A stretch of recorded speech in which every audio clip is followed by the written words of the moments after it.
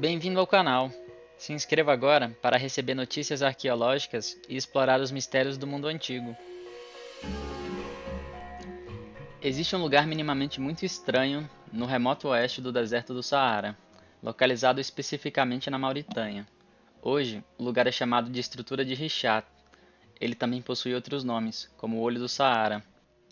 Se você nunca ouviu falar dele antes, é compreensível. A estrutura não é muito conhecida popularmente, mas já há algumas décadas evoca a atenção da comunidade científica, pesquisadores independentes e, acredite, até a Central de Inteligência Americana, a CIA.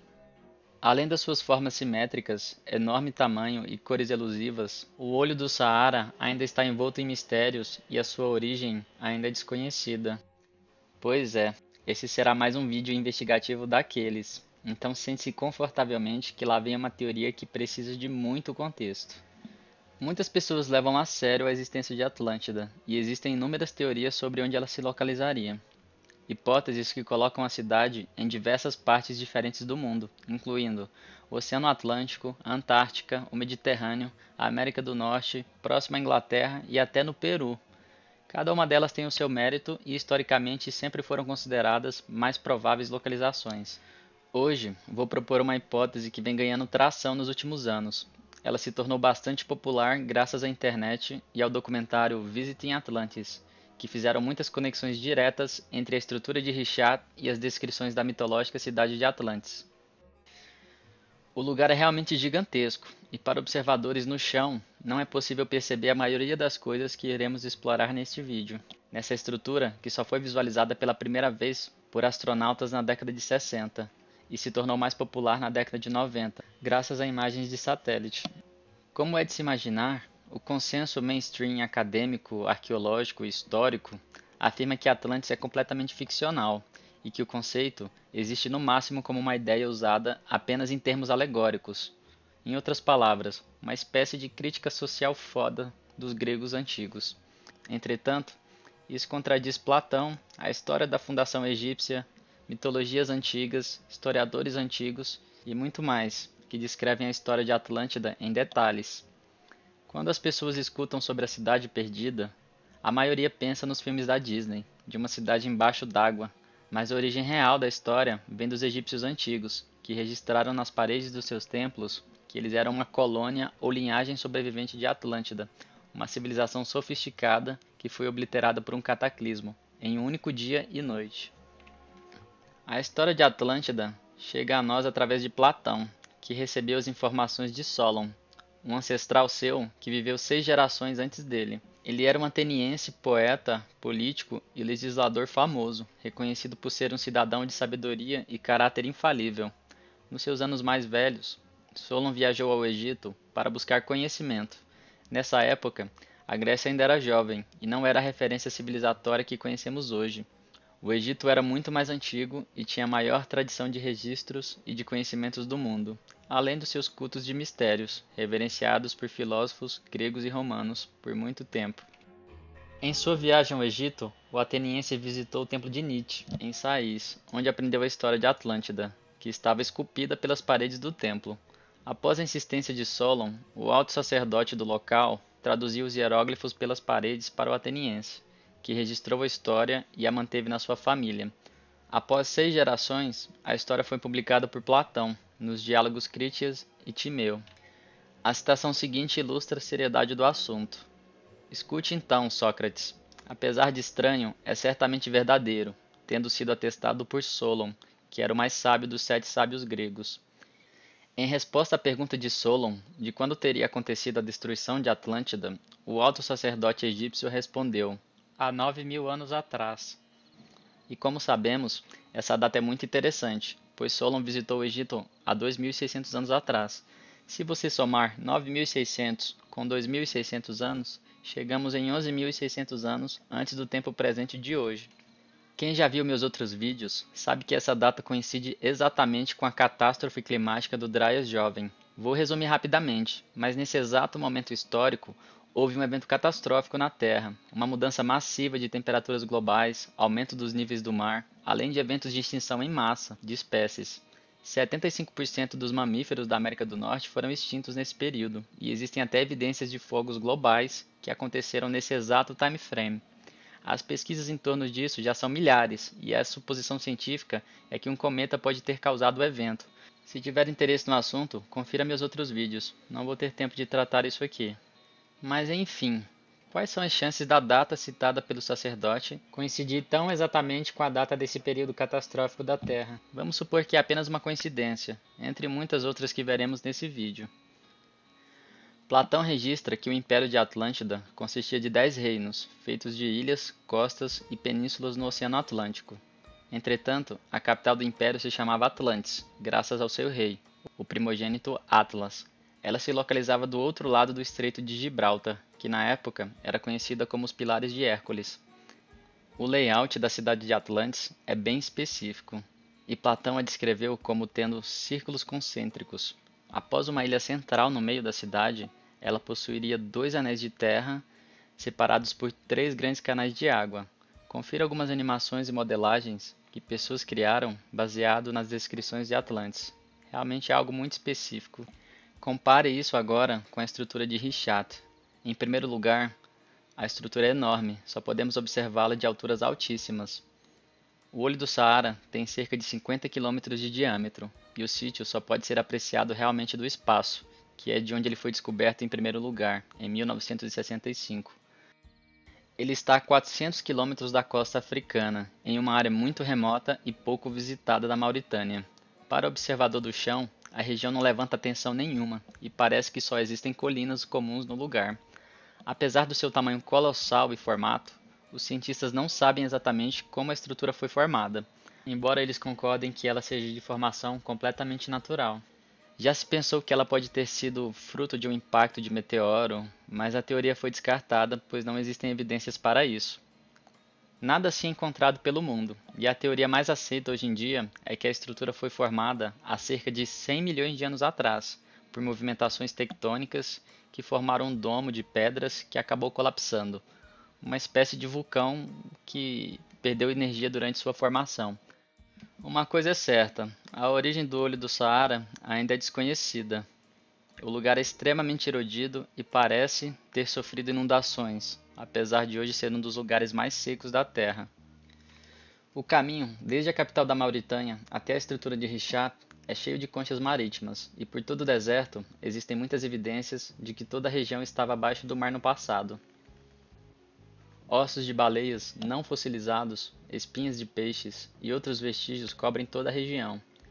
Como sabemos, a ciência diz que é preciso de milhões de anos para ossos se transformarem em fósseis. Por que existem então ossos não fossilizados de baleias no deserto da Mauritânia, a 400 km do oceano? Na área de Atar, próximo às montanhas do Richat, todos os poços produzem água salgada, o que é muito estranho, já que o lugar está tão longe do oceano.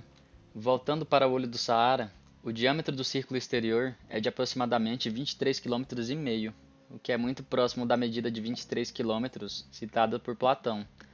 A estrutura também se encaixa com a descrição de ter 3 ciclos de água e 2 de terra. O lugar é realmente bastante simétrico.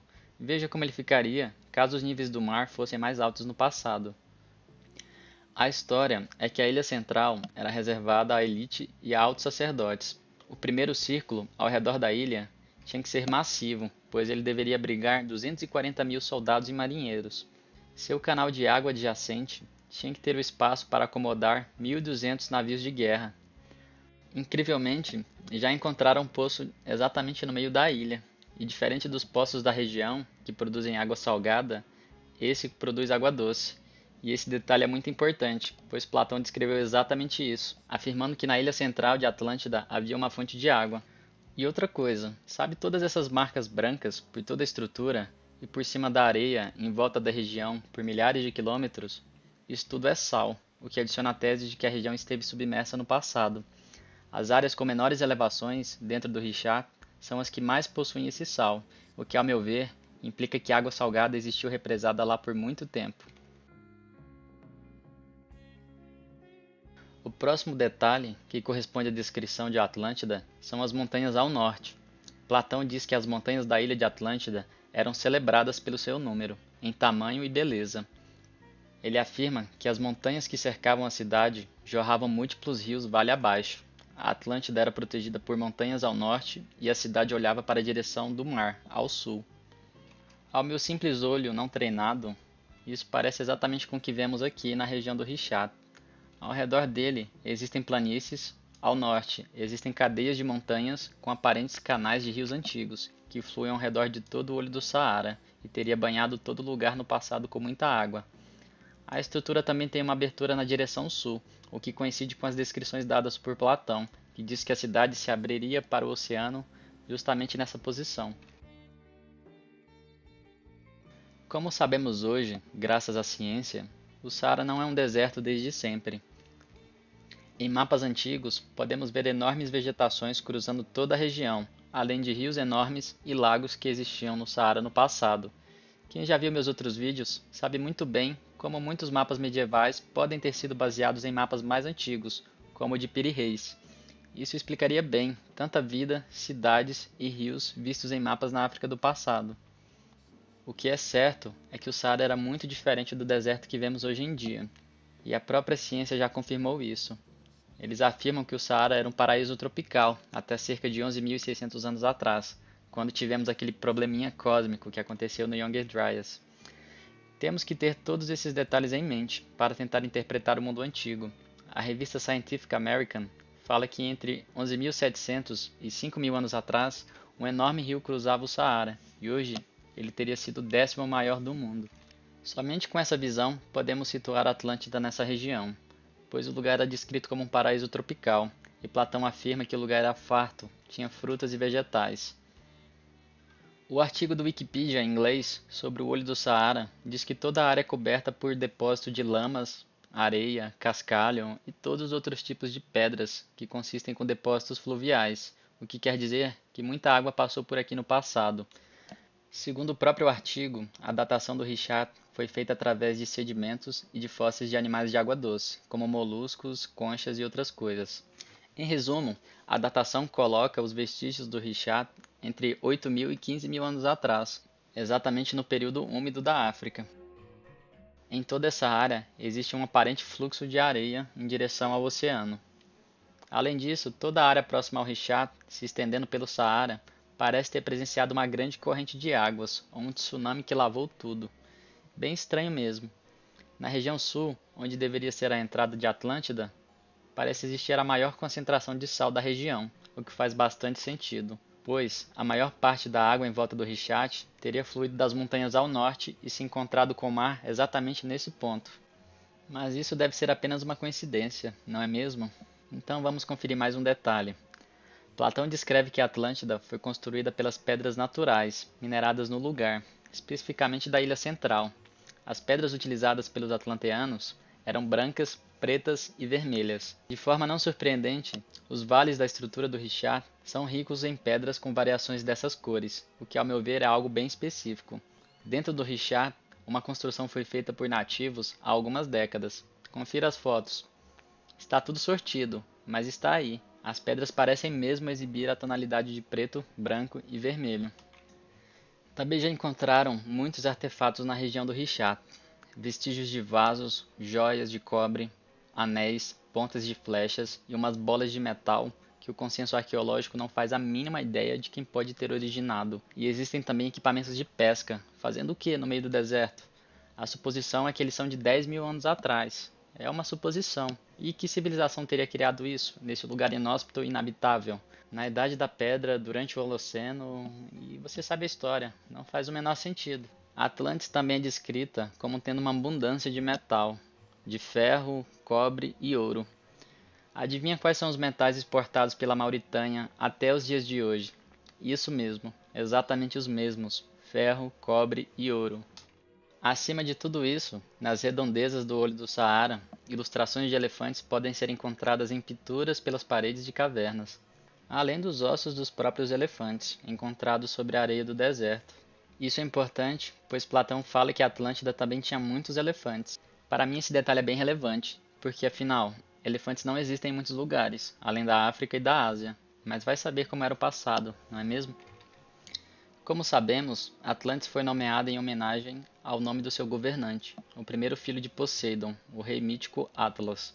Poseidon teve 5 duplas de gêmeos, totalizando 10 filhos, portanto, 10 reinos. Agora escuta essa. Existe um povo na África que era chamado de Maori. Em tempos modernos, eles são chamados de Berbers. Hoje, eles habitam a região chamada de Maghreb, incluindo a Mauritânia. Em mapas antigos, atribuídos ao próprio Heródoto, a região de montanhas do noroeste africano é chamada de Montanhas de Atlas. Isso é uma enorme coincidência, e deixe-me explicar para você por quê. Heródoto viveu há 2500 anos atrás. Ele é conhecido pelo título de pai da história, e nem saberemos sobre as guerras persas se não fosse por ele. Ele nasceu 75 anos após a morte de Solon, que documentou a história de Atlantis. Heródoto morreu quando Platão tinha 2 anos, ou seja, ele não conhecia nenhum dos dois e morreu muito antes de Platão publicar a sua história.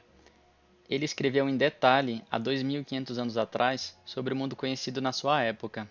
Ele não desenhou um mapa por si só, alguém leu o seu trabalho e reconstruiu esse mapa que põe o nome Atlanteanos na região do Richat, no noroeste africano. Lembre-se, Platão descreve a Atlântida ao oeste dos Pilares de Hércules, o que chamamos de Estreito de Gibraltar. Para um grego chegar até a região do mapa de Heródoto, onde está escrito Atlantis, ele teria que cruzar o estreito. E teve um detalhe que eu quase esqueci de mencionar. De acordo com o próprio povo da Mauritânia e suas lendas, o primeiro rei deles, que é considerado mítico hoje em dia, se chamava Atlas. Puta coincidência, né? E não existe correlação nenhuma entre ele e a cidade de Atlantis, se você procurar na internet. E não apenas isso, ele não era qualquer tipo de rei, ele era um filósofo, matemático, especialista em astronomia e na antiguidade é acreditado com a invenção do primeiro globo celestial. Hein? Então vamos clarificar um pouco. Existe um mapa de 2500 anos que põe a localização de Atlântida no noroeste africano. Esse mapa foi criado pelo intitulado Pai da História, uma fonte extremamente confiável de documentação e narrativas que é universalmente reconhecido por historiadores, claro, apesar das histórias míticas e de monstros que ignoramos como fábulas e alegorias apenas. O mapa mostra o Nilo fluindo através do continente, de leste a oeste, como muitas lendas de povos antigos já disseram. E não se esqueça, pesquisas com tecnologia de radar já encontraram inúmeros canais e rios gigantescos que cruzaram a Mauritânia e o Saara no passado. A estrutura do Richat não é apenas feita de círculos concêntricos. Ela é exatamente como Platão descreveu, com 3 círculos de água e 2 de terra, com uma ilha no centro, além do poço que já vimos. E a estrutura também tem um tamanho preciso da medida grega mais aceita, medindo 24 quilômetros. A sua área a sul parece uma abertura, que se encaixa com as descrições que falam que a Atlântida se conectava com o mar ali. Além disso, existem montanhas ao norte que contêm rios, e acima disso, todas as áreas ao redor da estrutura são uma planície, hoje cobertas por areias e sal. A cordilheira de montanhas ao oeste do Richat tem quedas de quase 1 km de altura. Se não estou enganado, Platão diz que, ao se aproximar de Atlantis pelo Atlântico, isso seria exatamente o que testemunhariam navegadores, cadeias de montanhas. Vou parar o loop por aqui, você já entendeu a ideia. São muitas coincidências, uma em cima das outras, e ainda temos algumas coisas para explorar nesse mistério. O templo de Sais não existe mais hoje em dia, pois foi consumido pelos pântanos do Nilo. Apesar disso, no templo de Horus, em Edfu, os antigos registraram em pedra que eles descendem dos primordiais, sobreviventes de um reino destruído por um cataclismo, que chegaram na região do Nilo após o desastre. Os hieróglifos dizem especificamente que tudo que sobrou de Atlântida foi a grama, que pairava acima da água onde existiam antes construções. Esse detalhe é muito importante, pois contrasta aquela ideia de uma submersão total, de uma ilha. Afinal, a altura parece ser baixa o suficiente para uma grama ou vegetação ser visível, poucos metros acima da cidade. E isso concorda com a ideia de Platão, que diz que ela foi afundada por terremotos e se tornou intransitável por barreiras de barro, impedindo todos os viajantes de alcançá-la. Segundo o historiador e pesquisador grego Papa Marinopoulos, existem evidências que até o tempo de Heródoto não existia diferenciação em grego entre o termo ilhas e penínsulas. Ele explica que a palavra usada no tempo de Solon para descrever Atlantis tinha 5 significados geográficos. A palavra Nessos ou Nesson não descreve apenas uma ilha como conhecemos hoje. Segundo ele, o termo poderia significar península, promontório, arquipélago, costa e até mesmo terras dentro de continentes, cercada por lagos, rios ou nascentes, exatamente o que presenciamos no Richat. Esse detalhe com certeza é muito importante para a nossa teoria, pois a estrutura está a 400 quilômetros do Atlântico. Talvez seja por isso que a extensa busca por Atlântida nos oceanos nunca resultou em frutos. Lembre-se, Platão diz especificamente que a cidade ficou inacessível por uma barreira de barro, que tornou a região impassável via navegação. Uma barreira impassável de barro é exatamente o que poderíamos ver entre centenas de quilômetros entre o Richat e o Oceano Atlântico. E temos que considerar também que a história tem 11 mil anos e toda a região obviamente mudou, por mudanças climáticas, cataclismo e a evidente submersão presenciada aqui. Para mim, o fato do Richat estar no meio do continente não o desqualifica, e além disso, muitas outras propostas para a localização de Atlântida também não são em ilhas. O tamanho e dimensões de Atlântida, na verdade, não podem nem ser discutidos com precisão, devido às variações linguísticas e imprecisões a respeito das medidas da época. Mas pior do que isso é o fato dos céticos modernos nem mesmo conceberem a remota possibilidade das histórias antigas serem verdadeiras. Eles simplesmente afirmam que a história é ficcional e alegórica, e Wikipedia chega a tratar o assunto como pseudo-história ou pseudociência. Esse vídeo com certeza poderia acabar por aqui, mas resolvi adicionar mais alguns detalhes para convencer os céticos. Com o Google Earth é possível encontrar estruturas na região. Não me dei o trabalho de procurar por muito tempo, mas o fato é que o lugar foi habitado por humanos no passado, o que levanta muitas perguntas. Quem construiu essas coisas? Por que existem tantas fundações com linhas retas? Qual será que era o nível de habitação da região? Essas coisas existem até mesmo fora do Richat, em cima das montanhas ao redor do vale. E o lugar é muito remoto, ele não é uma atração turística, está no meio do nada e quase não é estudado. Ele nunca foi escavado e tenho certeza que muitos desses vestígios, encontrados por imagem de satélite, devem ser muito mais velhos do que imaginamos, provavelmente datando a última era do gelo, há mais de 11.600 anos atrás, em uma era pré-diluviana, antes das mudanças catastróficas do período do Dryas Jovem. E claro, existem muitas pessoas que incluem o Richat como uma possibilidade de local para a Atlântida, dada sua elevação acima do nível do mar. Mas talvez seja a hora de começarmos a fazer mais perguntas sobre o que é possível geologicamente em um determinado tempo, quando se fala de mudanças topográficas.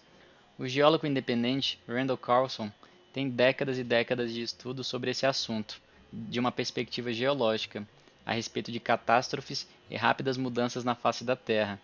Existem caminhões de evidências que não tenho tempo para tratar aqui, de como algumas áreas do planeta foram drasticamente alteradas em instantes geológicos, e não milhões e milhões de anos, como se é proposto comumente. Além disso tudo, a região do noroeste africano não está longe de atividade vulcânica, e como sabemos, a atividade vulcânica é marca registrada em processos de elevação terrestre. As ilhas da costa africana são a prova disso, além da cadeia de montanhas de Atlas, ao norte da estrutura do Richat. Lembre-se, segundo a própria ciência, o Richat é considerado como um resultado de atividade vulcânica, constante e repetida ao longo de 100 milhões de anos. Ah, e no começo do vídeo eu tinha falado que até a CIA tinha algo a dizer sobre a estrutura. Eu confesso que foi mais um clickbait, mas não porque a CIA não tem nada a dizer sobre ele, mas talvez pelo fato da informação não ser tão mind-blowing como se espera. A verdade é que existem documentos publicados pela CIA, que citam a estrutura em detalhe. O conteúdo é para lá de interessante, mas não tem nada nesses documentos que fale de Atlantes ou civilizações perdidas. Em 1967, a CIA conduziu uma missão secreta, onde enviaram aviões militares para fazerem experimentos científicos para estudar anomalias geomagnéticas por todo o mundo. Para variar, o misterioso Richat foi incluído na operação secreta. A seção sobre resultados da pesquisa ainda é censurada, especialmente na parte sobre as conclusões, porque detalhes científicos de um documento de mais de 50 anos ainda não podem ser revelados. A parte mais importante se lê assim: apesar de os detalhes dessa pesquisa científica ainda serem indisponíveis para a comunidade científica mundial, tudo preto. Broxante, né? O que será que o resto da página está escondendo? Seja lá qual for a conclusão, o tom de censura de tudo com certeza é gasolina para muitas mentes curiosas, como a que vos falo agora.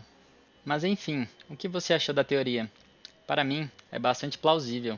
E se essa região do continente tivesse se elevado em relação ao mar, na mesma velocidade que a Antártica está se elevando nos dias de hoje, em 10 mil anos teria dado muito mais tempo do que o necessário para mudar toda a topografia da região. elevando toda a costa da África acima do nível do mar. Enfim, acho que o vídeo já ficou longo demais e vou encerrá-lo aqui. E você, o que achou da teoria? Achou plausível? Deixe sua opinião nos comentários. Obrigado por assistir o vídeo. Se tiver gostado, deixe um like e compartilhe para ajudar o canal a crescer. Se você acabar explorando o lugar no Google Earth e encontrar alguma coisa retangular ou interessante, não deixe de compartilhar nos comentários.